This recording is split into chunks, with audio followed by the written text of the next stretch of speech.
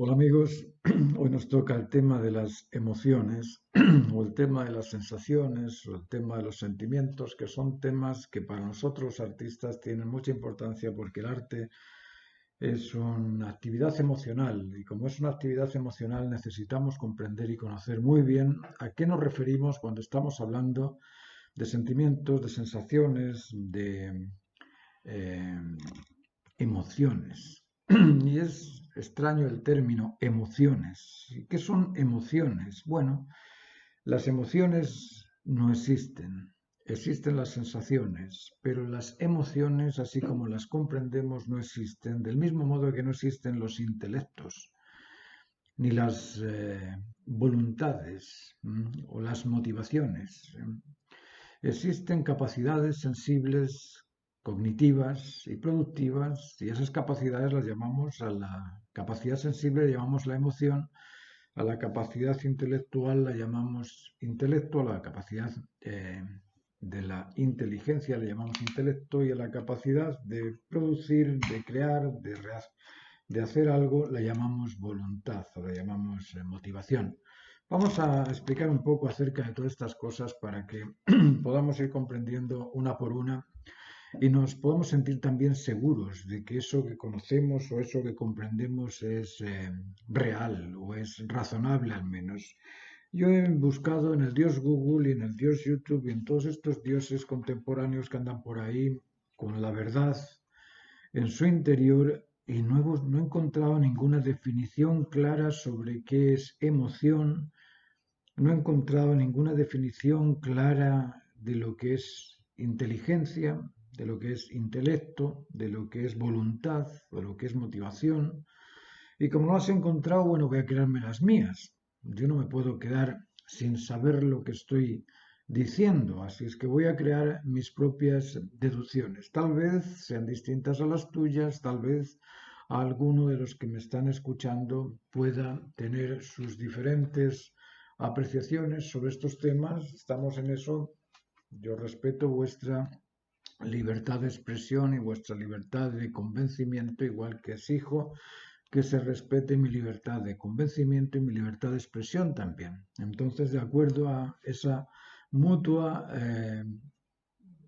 tolerancia, si es que se puede llamar así, o a ese mutuo respeto de ambos, vamos a empezar a poder aclarar un poco esto de la emoción. ¿Qué es emoción? Para mí la emoción es una capacidad sensible que nos permite percibir las sensaciones. La emoción nos permite captar necesidades. Eso es lo que hace nuestra emoción. Si está en alguna parte, yo no sé, porque no soy ni físico, ni médico, ni neurólogo tampoco, pero sé que la emoción debe de funcionar. ¿Dónde? No lo sé. Pero que funciona, funciona porque eso es lo que a mí me sostiene. Yo ahora aquí estoy sintiendo sensaciones, algunas las reconozco como el picor de la espalda y otras no las reconozco como esa ansiedad que puede surgir en la medida que estoy hablando de algo porque me pongo excitado por la intensidad que quiero darle al conocimiento que estoy expresando. A veces no me doy cuenta de esas variantes en cuanto a las sensaciones, pero que las tenemos, no sé dónde están, pero tenemos esa capacidad sensible de captar sensaciones. Ahora, ¿qué es eso de la sensación? Porque, claro, decimos que la emoción es una cosa y la sensación tiene que ser otra. Bueno, la emoción es la capacidad de contenerlos, como la taza que tiene una capacidad de contener aquí líquidos. Bueno, la emoción es una capacidad de contener sensaciones. Ahora, ¿qué son las sensaciones? Bueno, las sensaciones son excesos o carencias de lo normal. Cuando uno está en un estado moderado, en un estado de paz, de tranquilidad, vinculado, confiado, respetado, y te preguntan cómo estás, la respuesta es simple, bien. ¿Pero qué significa bien? Bien significa que estoy en estado de acomodo, ordenado, con las ordenanzas del orden natural. Si existe un orden, tiene que existir una ordenanza y un ordenado. Yo en este momento estoy ordenado y por eso digo que me siento bien. Esa es la situación de aquel que no siente nada. Pero cuando no sentimos nada, tenemos necesidades que nos empujan a sentir. Y esas necesidades nos llevan a sentir hambre porque nos falta el alimento, a sentir sed porque nos falta la hidratación, a sentir la necesidad del aire puro porque tenemos que respirar. Esas necesidades son carencias. Como carezco del aire, busco inspirar. Porque carezco de agua, busco hidratarme. Porque carezco de alimentos, busco alimentarme. Es decir, las sensaciones serían un exceso o una carencia de lo normal. Ese exceso puede venir por exceso de calor y nos hace transpirar, exceso de frío nos hace tiritar, carencia de seguridad y nos hace temer, nos hace estar atentos a defendernos por la posible agresión de algo. Cuando uno está en un estado de temor es porque te falta seguridad. Si estás seguro no sientes temor, pero si no estás seguro sientes temor. Si estás solo sientes soledad y necesitas de la sociabilidad, pero si estás en la sociabilidad a lo mejor necesitas del aislarte y sentirte tranquilo. Esas sensaciones son excesos o carencias de lo normal.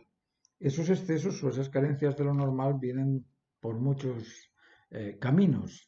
Hay unas que son fisiológicas y hay otras que son aprendidas. Hay sensaciones que tenemos que incluso las cultivamos nosotros. Después vamos a hablar de eso. Bueno, quedamos claros que la emoción es la capacidad sensible de captar sensaciones y la sensación es un exceso, una carencia de un estado normal, es decir, estamos en un estado alterado por alguna razón y toda sensación produce un cierto estímulo alarmante. Ese estímulo alarmante, decirte, la hora de comer, la hora de dormir, la hora de protegerte, la hora de... Esas alarmas surgen y ahí es donde decimos estoy sintiendo de esta forma u otra. Ahora, ¿qué es el sentimiento? El sentimiento no es ni más ni menos que el recuerdo almacenado en la memoria de una sensación. Yo tuve la experiencia de un personaje estando en Estados Unidos, estaba esperando la micro o el bus allá y sentí frío en el cuello. Sentí frío en el cuello porque alguien puso un cuchillo. Y cuando puso el cuchillo yo sentí frío. Oh, ¿qué es esto? Y después agacho la cabeza y veo que es un cuchillo y veo que alguien detrás me está pidiendo la cartera. Yo ahí sentía frío. Esa es la sensación, frío. Le di la cartera, se fue y empecé a sentir otro tipo de sensaciones distintas. Empecé a sentir miedo. Pero en el momento en el que tenía el cuchillo puesto solamente sentía frío. No tenía ni idea de qué era lo que pasaba. Era algo frío en el cuello. Pero cuando se fue esta persona pensé, bueno, la cartera lleva solamente $10. Seguro que abre la cartera, ve que hay $10 nada más y va a venir a por más. Me va a pinchar después. Y ahí surge el frío, el miedo. Surge el miedo, pero el miedo es algo que surgió después y que lo creé yo mismo, porque yo no estaba sintiendo nada. Ya se fue el cuchillo, ya no sentía frío, pero empecé a sentir algo que yo alimenté. Ese es el cultivo de las sensaciones de lo que vamos a hablar en un momento más. Entonces, en las sensaciones tenemos que existen sensaciones provocadas por excesos o carencias o sentimientos que son los recuerdos de esa sensación. Yo ahora cuento esto como un sentimiento, igual que cuento el sentimiento del terremoto, que lo he compartido muchas veces, pero cuando llamo a la persona que no ha experimentado el terremoto no lo puede comprender. Igual que cuando les explico lo del cuchillo en el cuello tampoco lo pueden comprender aquellos que no lo han sentido. Pero aquellos que han sido vulnerados o que han sido atacados o robados en esa situación, todo el mundo sabe que cuando te están atacando en ese momento el instinto de protección puede activarse para defenderse de ese empuje o de esa cosa que te están poniendo para quitártela encima, pero no sientes miedo. El miedo se siente antes o después del acto en sí. Bueno, nosotros en la naturaleza tenemos un orden que le llamamos cosmos, y de ese orden nosotros actuamos o bien de forma ordenada, mediante el obrar de una forma adecuada o asertiva, y el obrar de una forma contraria al orden que nos causa dolor y daño. Esto el dolor y el daño quiero que lo comprendan muy bien. No es lo mismo el dolor que el daño. A mí cuando me cortan un poquito de la piel, se produce un daño en la piel y además se produce un dolor neurológico que me activa el mecanismo de defensa para poder sanarme o cubrirme o defenderme. Bueno, existen sensaciones ordenadas y sensaciones fisiológicas y además las sensaciones naturales, que pueden ser extensión de esas sensaciones neurológicas o fisiológicas y de esas sensaciones ordenadas también. Las sensaciones ordenadas son muy simples, son la vinculación, la confianza, el convencimiento, el respeto, la aceptación. Todas estas sensaciones casi que ni las contamos, porque ¿quién te va a decir, oye, estás sintiéndote aceptado? Si te sientes aceptado, te sientes bien. Oye, te estás sintiendo conectado, estás vinculado. Ahora me siento vinculado. No se notan. ¿Por qué? Porque como son ordenadas, se establecen y simplemente las disfrutas, pero no las reclamas. ¿Por qué no las reclamas? Porque se ajustan. Entonces, todo aquello que se ajusta está bien y aquello que no se ajusta está no bien, ¿vale? Bueno, el dolor y el daño son dos cosas muy curiosas, ¿eh? El dolor puede ser sentido fisiológicamente porque hay una ruptura del cuerpo o puede sentirse también a nivel psicológico. El dolor por la muerte, las personas que han padecido en esta pandemia es un dolor compartido, pero no ha sido por rotura de algún miembro nuestro físico, sino que por la sensación o por el sentimiento compartido de que la gente que ha estado con estas personas que han fallecido y que han perdido a los seres queridos nos afecta a nosotros también y podemos ponernos a compadecernos y a llorar por ello también. Ese tipo de sensaciones son cultivadas por nosotros, ¿no?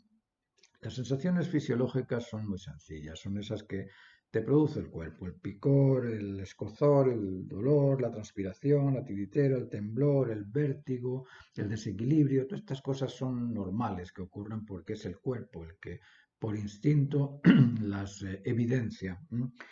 Pero hay otras sensaciones que también son naturales, pero que también son cultivadas, que son esas sensaciones de ansiedad, angustia, vergüenza, pena. La ansiedad es una sensación eh, producida por el instinto de protección frente al peligro. Nosotros cuando nos encontramos en una situación frente al peligro, lo que hace el cuerpo es tratar de escapar de ese peligro o tratar de defenderse. O te defiendes o atacas o de alguna forma escapas de esa sensación o tratas de evitar esa sensación, esa situación de peligro. La sensación que tú tienes es la sensación de ansiedad. Y esa sensación de ansiedad es curioso porque produce que el cuerpo emita o envíe la sangre a las extremidades para protegerte o para salir corriendo y nos queda un vacío ahí en el cerebro y eso a veces produce o provoca desmayos. Por eso que a veces cuando nos dan un susto nos desmayamos, perdimos el sentido. ¿Por qué? Porque toda la fuerza, toda la intensidad energética del cuerpo se nos va a las piernas para huir o a los brazos para atacar, para defendernos. Estamos hablando de una sensación producida por el riesgo o por la situación de peligro. Pero hay otra sensación que es complementaria a esta de la ansiedad, porque la ansiedad es esperar salir de este peligro. Está la otra sensación que es la que nos impide salir de este peligro, que es la angustia. Cuando estás encerrado en una pieza, caíste a un pozo, estás privado de tu libertad y ves que no hay ninguna posibilidad, no hay ninguna otra alternativa de salir de ahí. ¿Qué haces? Te angustias, te pones a llorar y con eso te desahogas todo ese tipo de tensión emocional que te llena el cuerpo porque ves que no hay salida. La angustia y la ansiedad son sensaciones psicológicas provocadas por el estar en una situación de peligro. Eso es normal. Hasta ahí es normal. Todo el mundo siente esas sensaciones. Ahora, nosotros podemos hacer una extensión de esas sensaciones y a eso me refiero cuando hablo de las sensaciones aprendidas o los artificios emocionales también. El miedo, por ejemplo, el miedo es la suma de ansiedad y angustia. Y como os decía, el miedo no es una cosa que se tenga. Cuando estás en una situación de peligro, lo que se tiene es el instinto de protección para evitarlo. Pero el miedo es previo o posterior. Es una sensación creada, almacenada en la memoria y que cuando yo asocio con ese sentimiento que grabé en la memoria aquella posibilidad que me dañe o que me duela, lógicamente siento miedo. El miedo es una sensación artificial, una sensación provocada por el ser humano y que podría no sentirlo porque en los animales no se da eso. En las otras especies uno ve que sí, que se arriesgan un montón, pero miedo así decir, no, yo soy un simio, pero me caí del árbol antes de ayer, así que ya no vuelvo a subirme al árbol. No, se vuelven a subir igual. Al perro le tiras de la cola, sale gritando, pero vuelve igual. No dice, no, a este hombre ya no me acerco más porque me tiro la cola. No, el miedo es una sensación aprendida, es una sensación cultivada y en algunos casos llega a ser fóbica la situación y te da miedo de acercarte a cualquiera porque te ansías, te angustias, sientes que no puedes salir o no puedes estar en algún sitio, y empiezas a estigmatizar todas las cosas que te pasan y las crees de una manera y resulta que son de otra manera. Pero bueno, vamos a dejar eso ahí. Ahora yo os voy a preguntar algo porque todas las sensaciones provienen del exterior. Todas las sensaciones, me refiero a sensaciones de calor, frío, hambre, todas estas cosas, que las siente uno, pero son provocadas por la falta de alimento, hidratación, de calor, de frío. Luego las sensaciones se originan fuera y se establecen dentro. ¿Creéis que podría sentir miedo un ciego al padecer, no sé cómo decirlo, pero al ocurrir un relámpago, frente al relámpago el ciego no vería nada? ¿O un sordo podría sentir miedo del trueno? No lo oiría. A lo mejor siente miedo a que siente la vibración de la tierra por producto del movimiento del sonido, sí, vale, pero del trueno no podría sentir absolutamente miedo. ¿Por qué? Porque no lo oye. Es decir, nosotros sentimos de aquello que observamos, de aquello que escuchamos, de aquello que olfateamos, de aquello que gustamos, de aquello que tocamos. A través de los sentidos nosotros captamos esas intensidades, longitudes de onda, o como las queramos llamar, que son las que afectan nuestro sistema neurológico y finalmente es el cerebro, es nuestra emoción la que siente esas sensaciones. Luego, para poder sentir necesitamos de los sentidos, porque si no estaríamos en coma y no sentiríamos nada. Ahora, la ansiedad es un estado tensional, como os decía, para huir, para escapar, para defendernos. La angustia es un estado también tensional por carecer de alternativas, por carecer de libertad, por carecer de oportunidades para poder liberarnos de esa sensación de incomodidad. Pero hay otras sensaciones como son el asco. El asco es una sensación aprendida. ¿Por qué decimos que el asco es una sensación aprendida? Porque es curioso que cuando la madre está limpiando al niño no siente asco de su hijo, pero cuando la madre ve algo del niño ajeno sí que siente asco de ello. Imaginaos, nosotros freímos huevos todos los días para el desayuno, para la comida, pero siempre andamos abriendo un huevo y sacamos una cosa que la llamamos clara y la echamos y lo freímos y no pasa nada. Nadie siente asco por eso. Pero imagínate que te llega un niñito con la nariz goteando. Límpiate el moco, muchacho. Das asco. ¿Por qué da asco el niño con una sustancia exactamente igual a la del huevo? Y con el huevo no siento asco y con la nariz del niño sí. Es decir, ¿el asco qué es? ¿Es una sensación, es una reacción fisiológica del cuerpo o es una reacción aprendida de mi inteligencia? Porque si yo no conociese que el huevo y el moco son distintos, si pensase que son lo mismo, no sentiría asco porque no siento asco del huevo, porque sentir, bueno, dejemos el tema hasta ahí porque es un tema asqueroso, sí. Pero a lo que voy es a que esa sensación de asco es una sensación aprendida. La frustración. La frustración no es ni más ni menos que una extensión de la angustia. Es, uy, me pasó esto y ya no lo puedo remediar. Iba a postular para el empleo y ay, cometí un error y me echaron de la... ¡Ay, qué frustración! ¿Y a dónde voy? Resulta que era abogado y cometí un delito y ahora como abogado no puedo ejercer nunca más. Te sientes frustrado, tendré que buscar otra alternativa. La desesperación o la decepción son sensaciones por lo mismo. Desespero porque no encuentro cómo lograr lo que espero. Estoy decepcionado porque podría, pero veo que no puedo. Es decir, hay un sentimiento ahí de imposibilidad de realizar aquello que quiero realizar.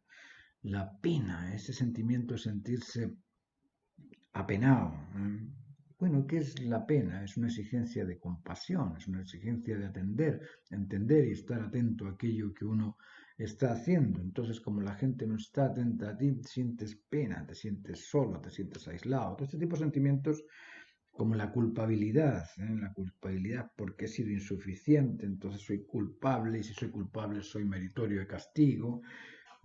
Esa victimización que tienen algunos por sentirse inferiores. Ah, el otro es rico, yo soy pobre, y como soy pobre me victimizo, claro, yo no tengo posibilidades, yo no tengo alternativas, yo estoy encerrado en mi casa, ahí encarcelado, no puedo salir de la casa. Entonces el otro, como tiene mucho, él puede salir de viaje, irse por aquí y por allá. Bueno, ¿por qué no rompes el vidrio y sales de la casa? ¿Y por qué no te ofreces para hacerle el jardín y que te pague un poquito?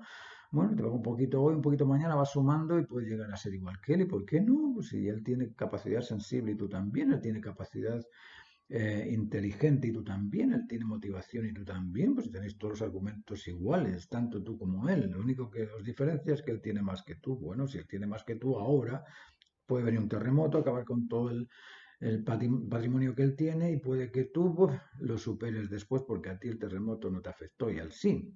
Es decir, esa sensación de culpabilidad, de victimización, de sentirse insuficiente, sentirse inferior, son sensaciones que nosotros almacenamos y cultivamos en nuestra memoria y al final nos desespera algo que nosotros mismos hemos creado. Eso no nos lo ha creado nadie de fuera.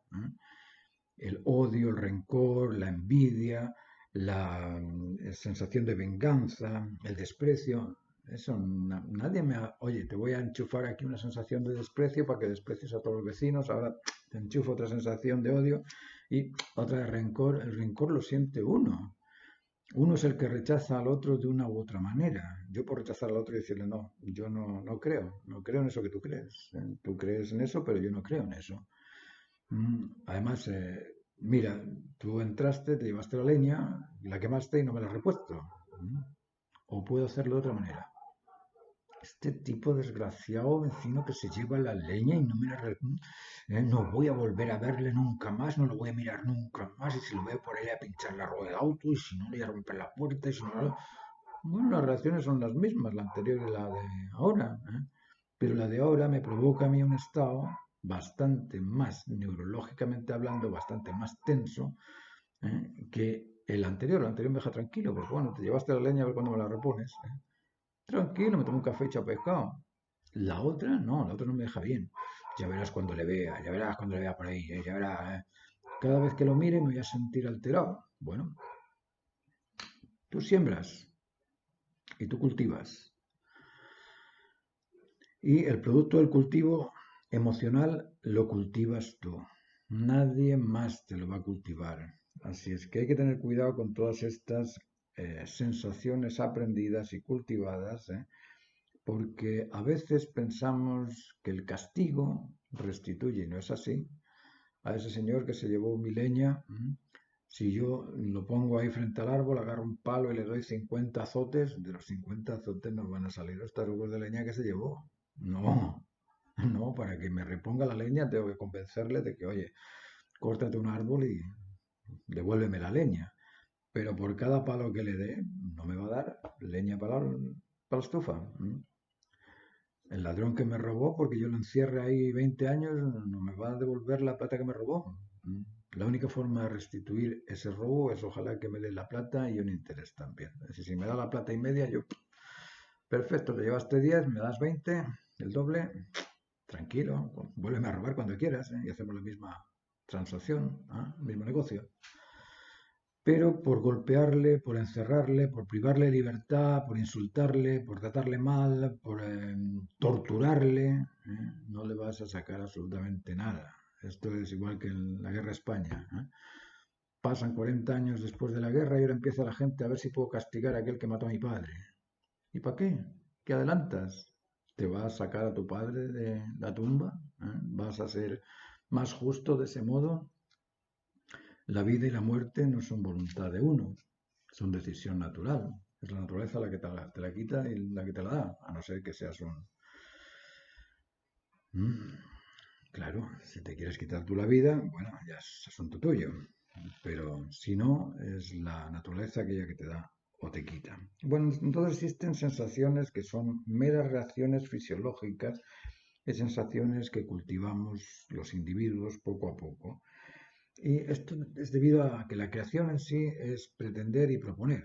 Nosotros cuando creamos algo estamos apreciando y estamos a la vez proponiendo. Es decir, tenemos una especie de pretensión o de esperanza en lo que queremos hacer y tenemos también eso que queremos hacer, que es lo que ofrecemos nosotros. Existe una demanda y una oferta, y si lo ponemos en términos económicos. Y en esa espera, en esa pretensión hay una dosis de ansiedad, que está bien, esa dosis de ansiedad no molesta a nadie, porque es una ansiedad momentánea y reducida a aquel proyecto o proposición que yo quiero proponer.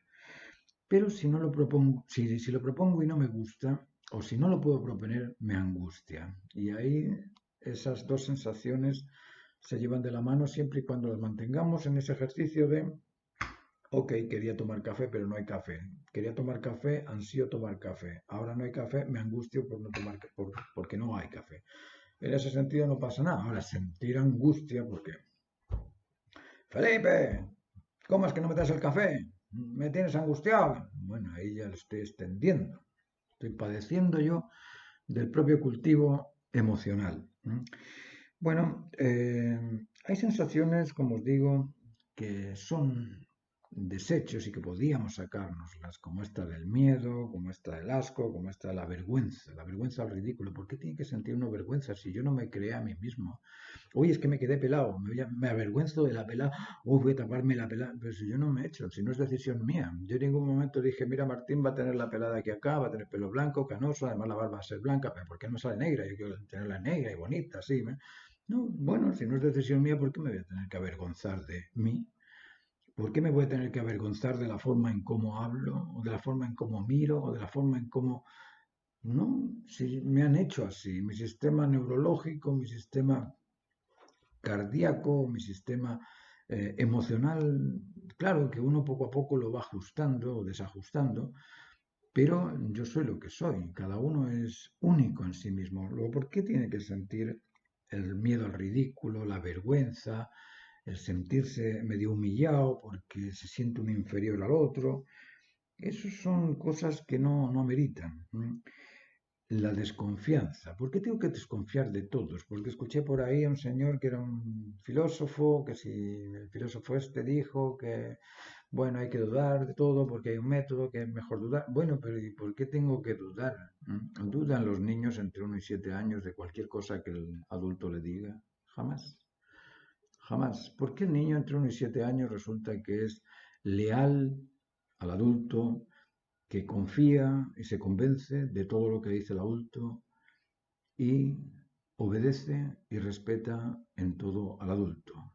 ¿Por qué esos 7 años? O durante esos 7 años nada más. Y después cumple el año 10º y cuando empieza a decir, es que yo, se acabó el papá.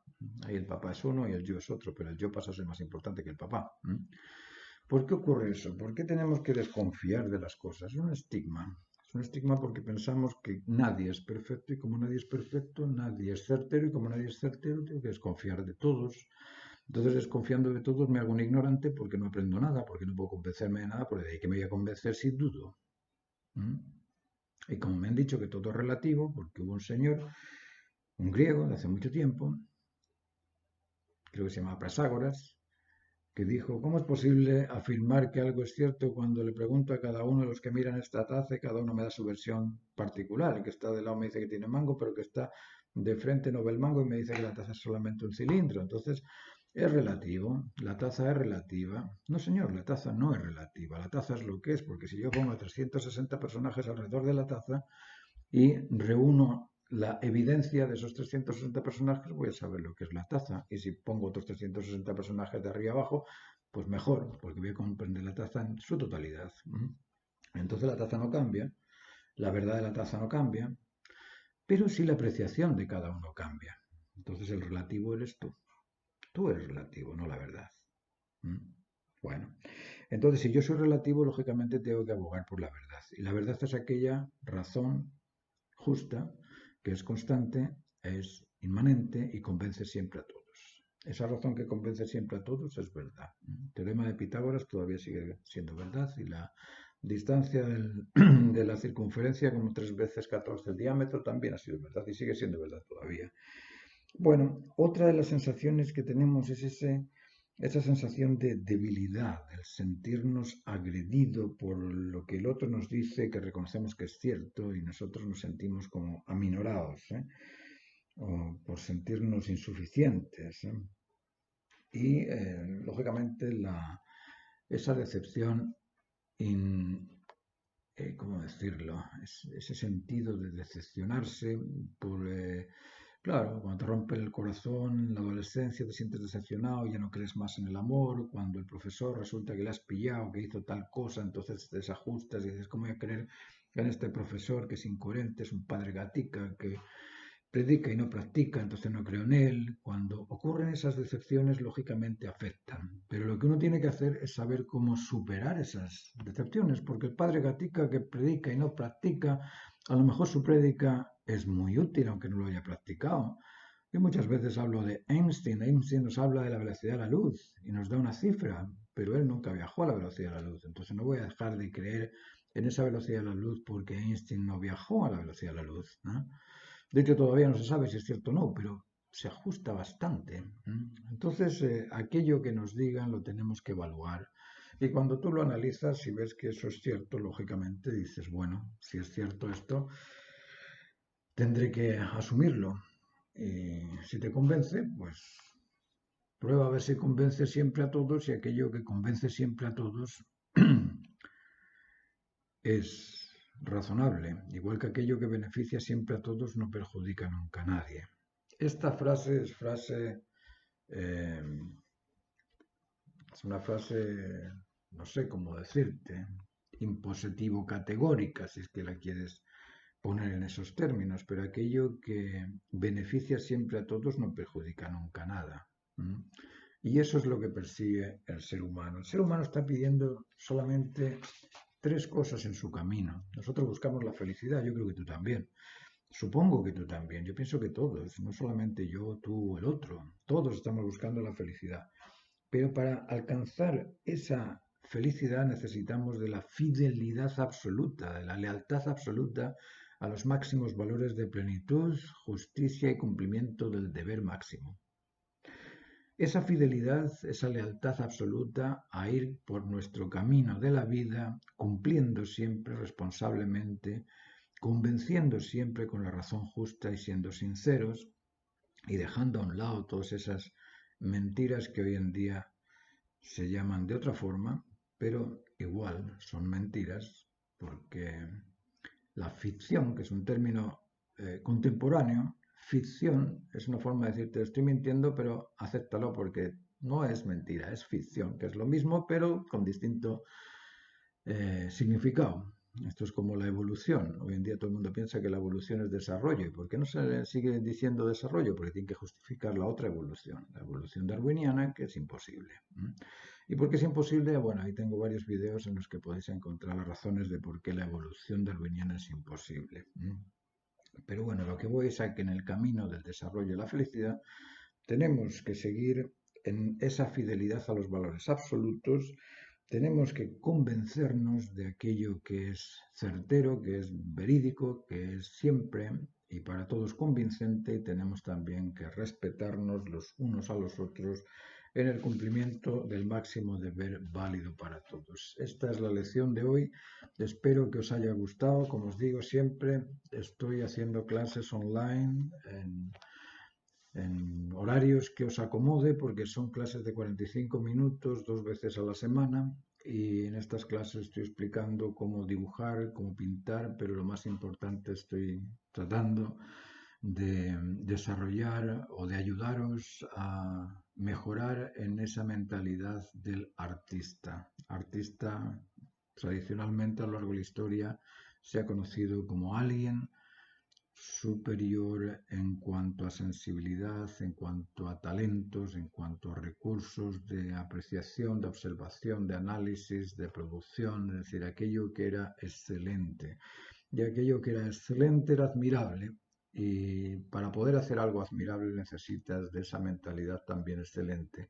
Esa mentalidad excelente no tiene por qué ser intelectualmente supra desarrollada en cuanto a cantidad de conocimiento. Lo más importante es que esté supra desarrollada en cuanto a la calidad del conocimiento. Es decir, es más importante un jardinero que conoce con precisión cuándo tiene que sembrar la rosa, cuándo tiene que regarla, cuándo tiene que podarla, cuándo tiene que recoger el fruto.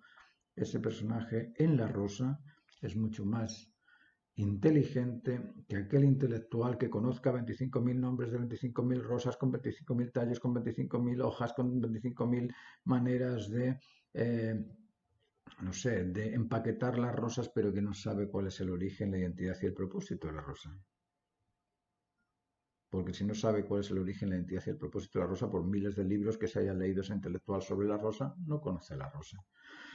Ahí podéis echar mano del libro de Antoine de Saint-Cyprien, del Principito. El Principito es una evidencia muy notoria de esto que os estoy explicando, de la necesidad del cultivo, de la necesidad de poder ir regando la rosa, aunque sea en ese universo único donde solo y exclusivamente vive el Principito. Sí, es un poquito eh, extraño el que eso no se vea compartido, pero es un mundo. Y en ese mundo él sabe cómo cultivar la rosa y cómo domesticar al zorro.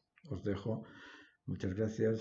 Si os gusta me ponéis like y si os queréis suscribir, hacedlo. Y si queréis formar parte de estas clases que os digo, me dejáis un mensaje y yo os contacto. Gracias.